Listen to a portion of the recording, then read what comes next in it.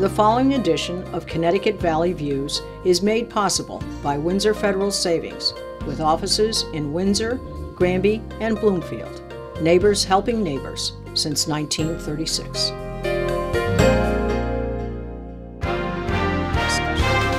It's a lovely place, beautiful place. It is very nice. Please give me a brief background. We mentioned planning.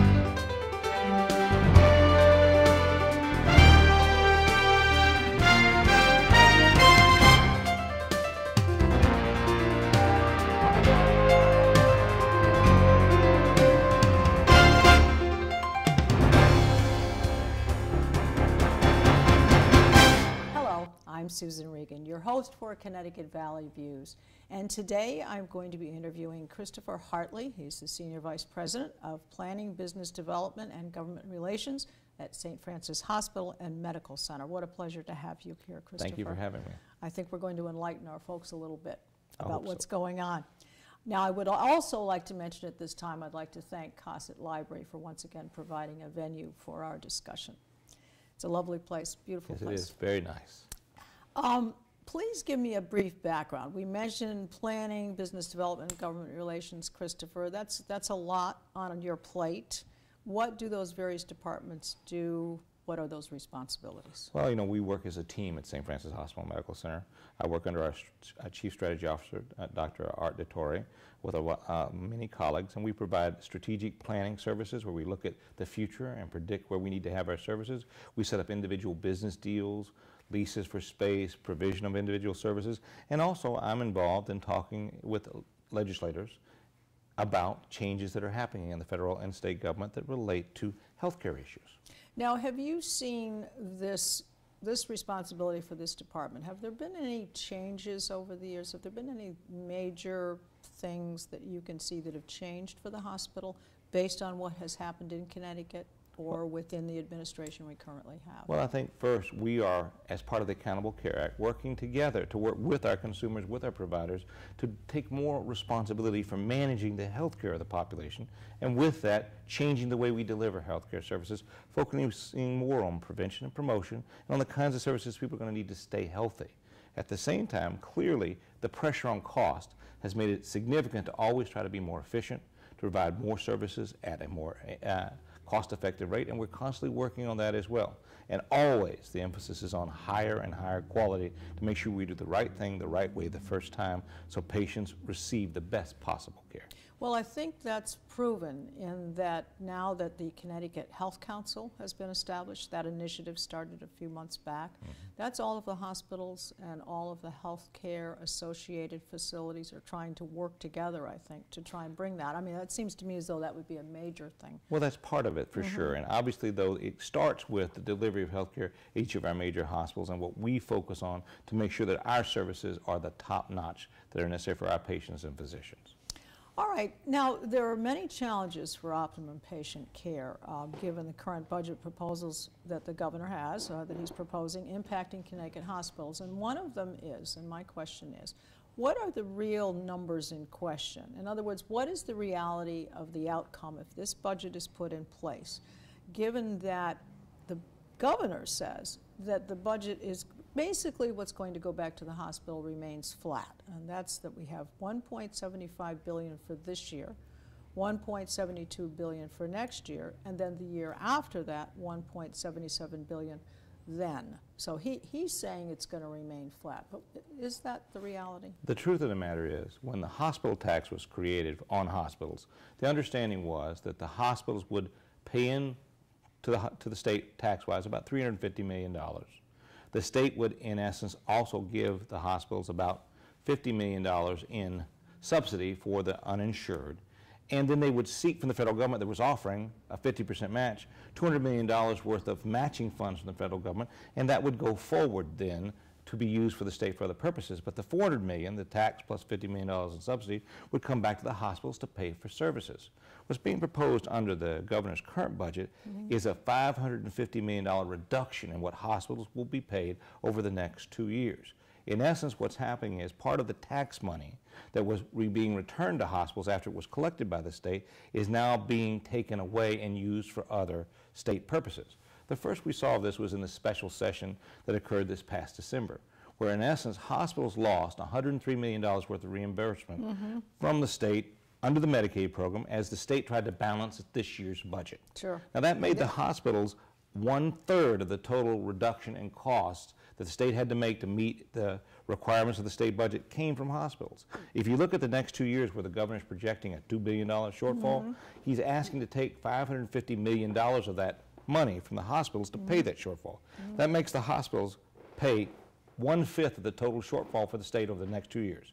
Any way you look at this, that's massive reduction in what hospitals received before from the hospital tax and from the Medicaid program. So we've really been hit twice. We have, really. of course, we've been hit twice. Been hit twice, and it's very difficult to address these things in the short term. I mean, they have their long-term impact, obviously what's going to mean down the road for the hospital itself, for the care that's going to be given, for the patients who are going to be receiving the care or not being able to receive the care because the money and the services aren't there.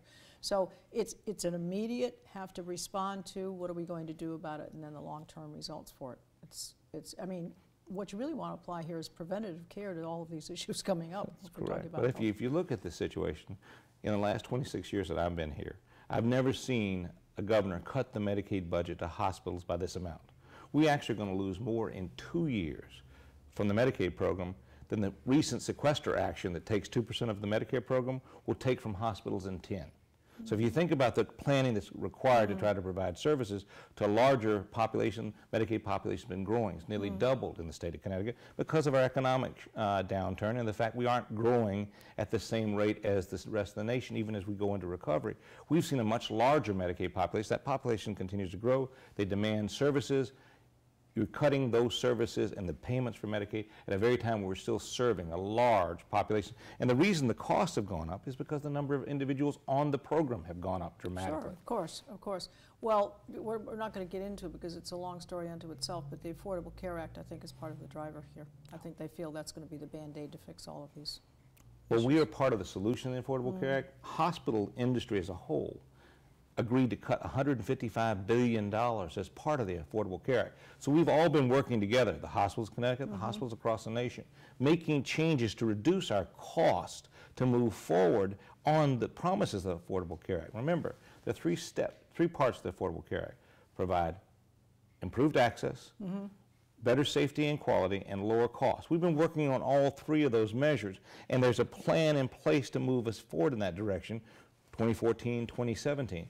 These cuts come at the most inappropriate time and really are going to cause us to perhaps lose focus on the changes we need to make, and it's certainly going to make it more difficult for us to just operate going forward. Certainly.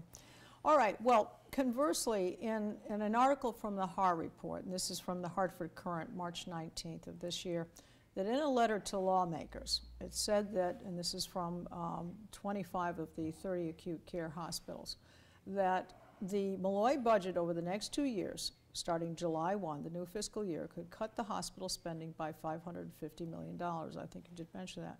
Now, it included a chart that showed respective cuts to each of the facilities based on the proposed budget. Have you heard anything back from the administration? Have they responded to you? I think the administration is sticking to its budget proposals at this point in time, which is very devastating to the hospitals. So the hospitals have stepped out and reached out to the legislature itself. The governor has proposed a budget. What we are hopeful is that the legislature, which actually votes forward a budget, will change the governor's budget and put back the money that's been taken away from hospitals, recognizing the dire impact that would occur. You know, St. Francis, to give you an example, and this is a fact that's lost on a lot of people, doesn't just provide health care services. As an integral part of the community, we support a lot of other programs that wouldn't have our support if it wasn't for St. Francis. For instance, give us some A couple of examples. St. Francis runs one of the only hospital food banks in the country. We provide over 100 tons of food to people in need every year. Over 1,000 families a month use our program. Really? Is Absolutely. that right? We're part of NINA, which is an organization that takes abandoned and dilapidated buildings in the city of Hartford and returns them to middle-class housing as part of the programs that we have involved there.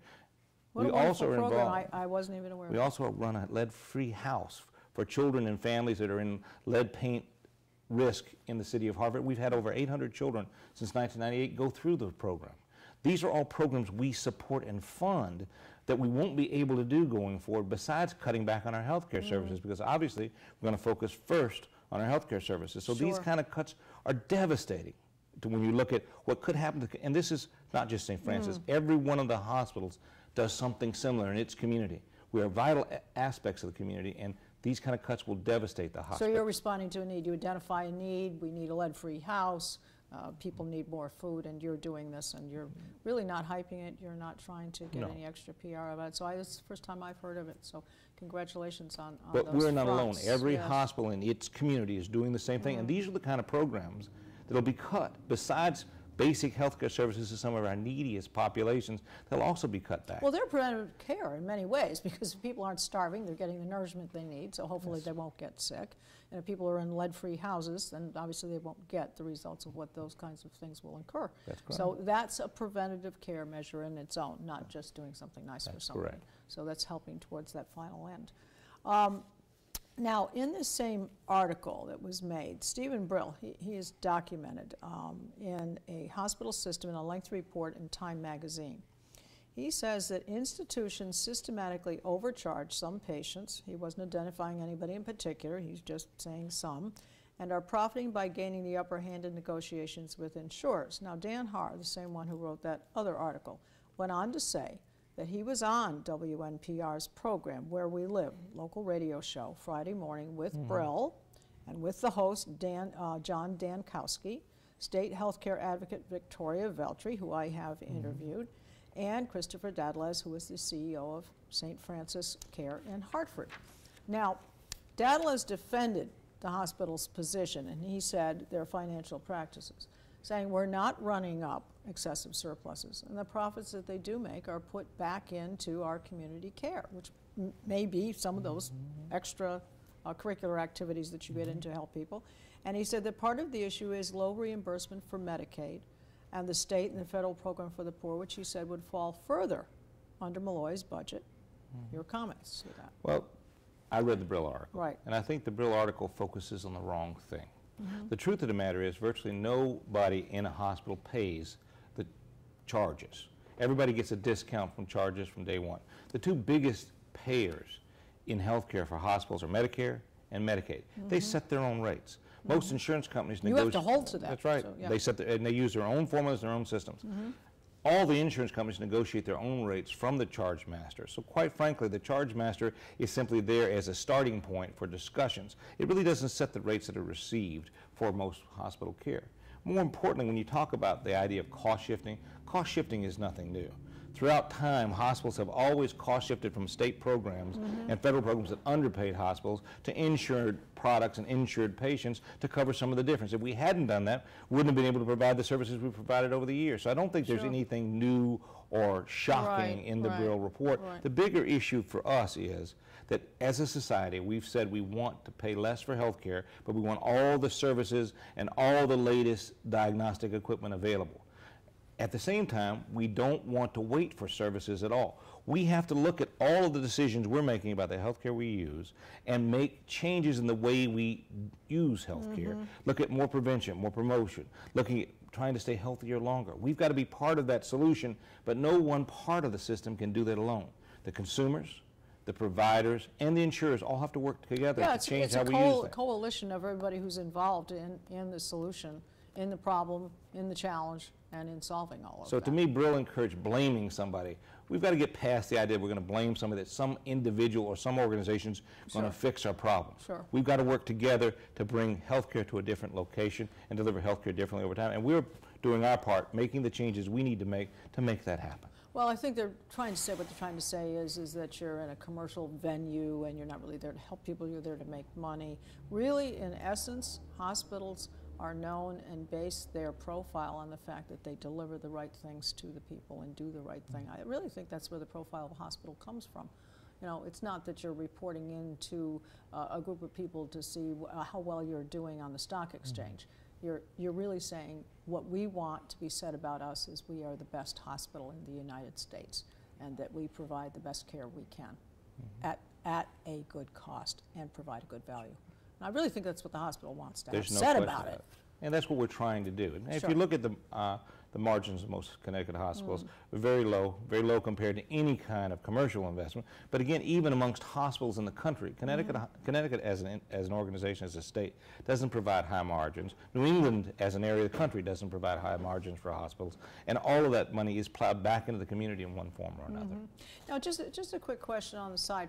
I know that you have these outreach places, these health centers that people can go to outside of the hospital.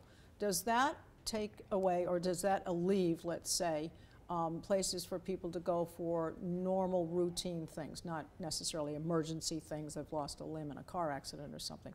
But you have several, is that correct? Yes, we have several. We call them access centers. But yes, the whole idea here is to provide the right care at the right location at the right time. So providing more outpatient services closer to people's homes, providing the services they need so they don't have to come to the hospital, allows the hospital to shape the size of the services at the hospital more cost effectively, but also give people the services they need out in the community.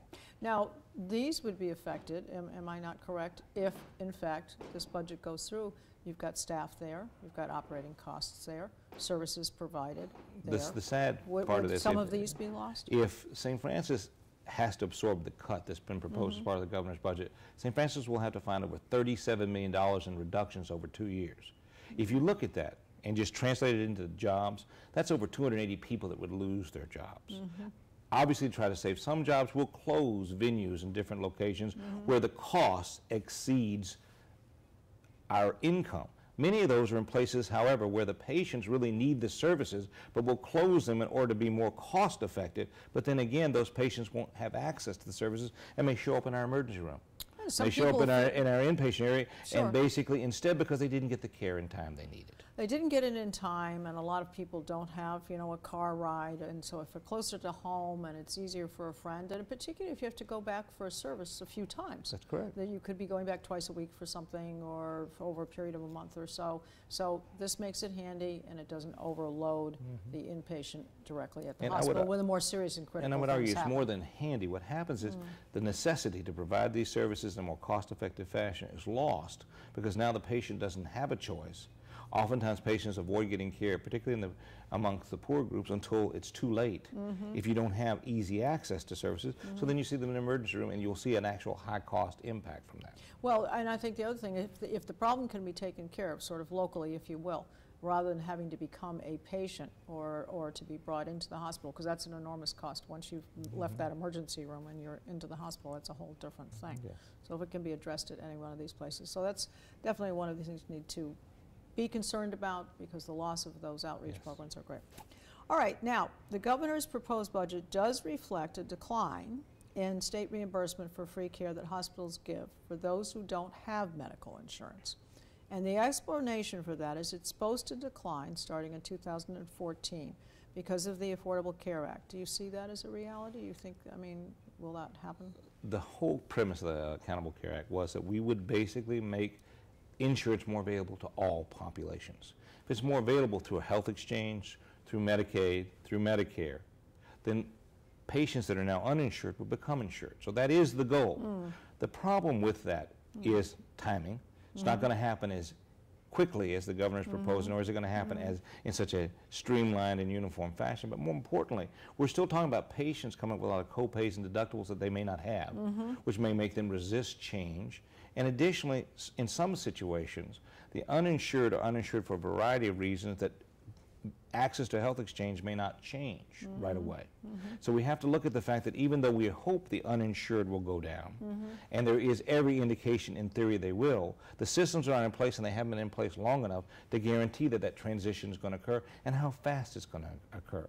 So backing out of the Medicaid program that now serves as the backbone, if you will, of the underinsured populations is a mistake, particularly when we don't know what's going to happen with the health exchanges going forward. Well, there are some other things too, and these are things that are all traveling throughout the news and the media and the 24/7 cycle that we have. We have companies, major corporations like McDonald's, and we're not trying to charge them anything, but some have gotten passes up till now for having to provide health care packages, and I think there is a cutoff. I think it's 2014. They do have to adjust that at some point. But that's another lag time in the money that's going into the pool or isn't going into the pool. And then we have young people. Now, up till age 26, as long as you're a student, you can remain on your Yes. parents' health insurance. So that's fine. But then 27 comes, and young people are going, boy, it's going to cost me whatever it is. I've never had to put this in my budget before. I have to pay my car payment, I have to pay my light payment, I have to pay my apartment payment, I have to pay my college payments that I owe. So now they have this premium they have to pay. But then they hear there's an opt-out clause that says, well, if you pay this fine, which is a lot less, which the companies can pay the fine, so there's money missing here now. The money that was anticipated that would be there from all of this, the premium payments coming in, it's not there anymore. Well, you're absolutely right that there's two kinds of gaps in the system. One is it's not clear if you opt out of the system and pay the fine, whether the fine is adequate to cover the cost you're going to then have to receive as an uninsured. Well, I wouldn't think so, because it's going to be quite a bit less. It is going to be less. Secondarily, there's the whole issue of copays and deductibles. What happens if the person really doesn't have the copay and deductible? I can tell you what's happened traditionally. We provide the service anyway, and we lose money on those that don't have the copay and deductible. And where it moves from the full charity, it moves to then a bad debt because you expected to get something that you don't receive. So the truth of the matter is there's no guarantee that a lot of the money that's been programmed to come into the healthcare system is going to come in. So really this is kind of building a house on sand, because we really don't know what the outcomes, what's going to happen. That's correct. All right, now I want to go back to, going back to Christopher Dallas's comment post the show. He actually made a comment after the show. He warned of layoffs if Malloy's cuts were to happen. So obviously, this is another major concern. I mean, you mentioned earlier is that jobs will be lost and so forth, so we're going to lose the staff. And quite honestly, we have an aging population, the baby boomers, who are going to need additional care, or they're looking at hopefully living longer and so forth. So the jobs will be lost. This is another major issue you're looking at, right? Plus you're losing good people too. Well, I think what we have to recognize is hospitals are a major driver of the economy in Connecticut. We represent over $5.5 billion of the Connecticut economy every year, over 54,000 employees. We buy just about as much services as we generate income ourselves, so over $10 billion worth of income comes from the hospital industry.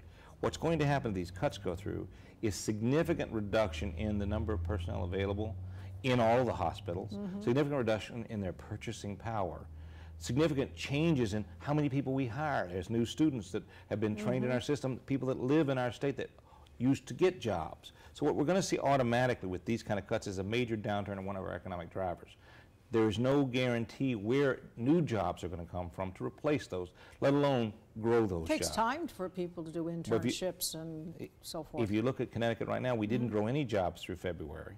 If you look at the state, right. and basically we're still at 8.5. We're still at 8.0 at least on the unemployment rate. So you're going to create a worse problem for the state of Connecticut at a time when it needs everybody working. And quite frankly, if those individuals are unemployed, what happens? They go on unemployment, and they also need Medicaid. Yeah. So the reality is you create your own problem again with those kind of choices. You're chasing your own tail. Or they worse, the talent we lose moves out of state at a time when we need that talent to stay.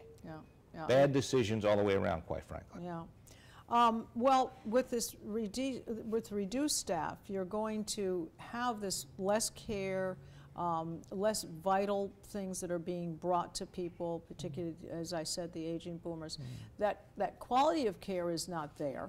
Along with the jobs, the quality of care is not there because there aren't enough people to do it. So if someone is ringing the buzzer and there's no one to respond to it, that quality of care that you're hoping to provide, that goes down as well. Well, I think I will say fewer nurses on a staff hall. We will do our best to maintain the services at the bedside to the maximum extent possible.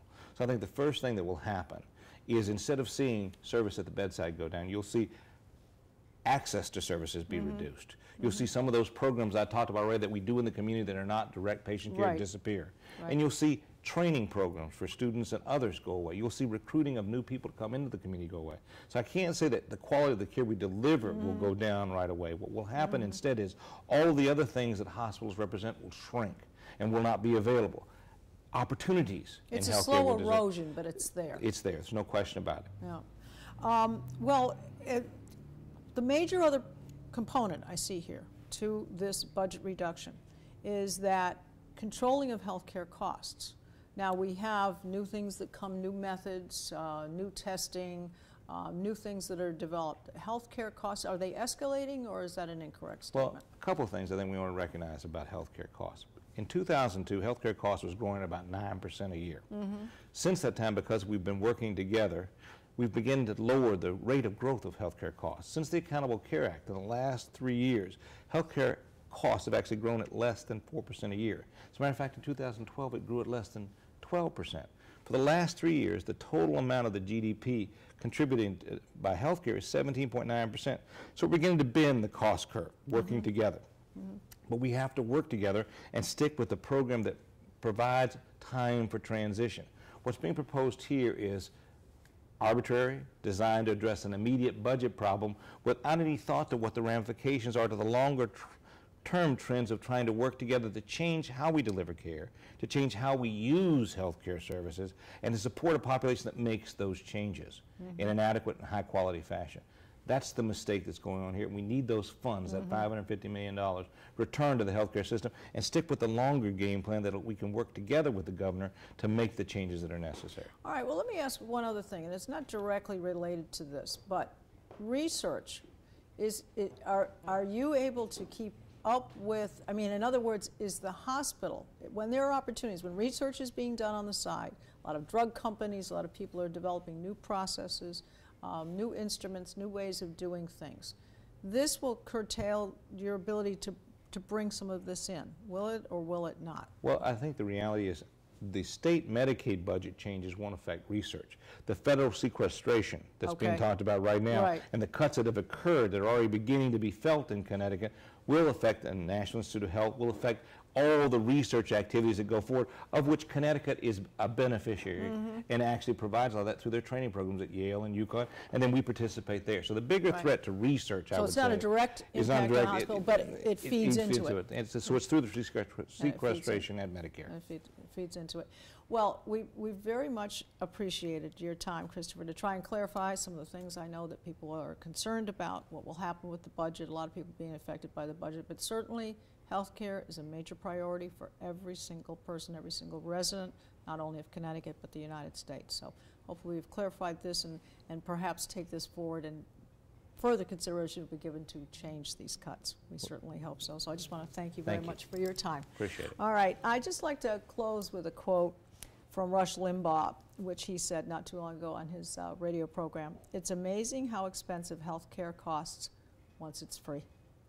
Now, once again, I'd also like to thank the Cossett Library, and I'd like to provide a website so that if you're interested in following up on what we've been discussing today, that website is www.protectmyhospitalct.org.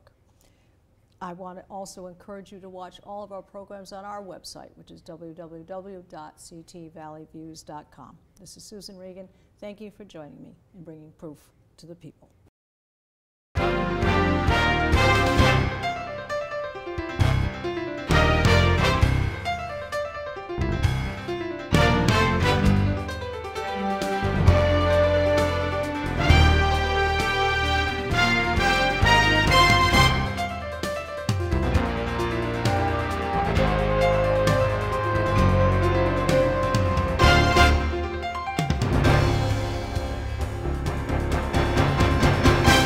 Our thanks to Windsor Federal Savings for making this program possible.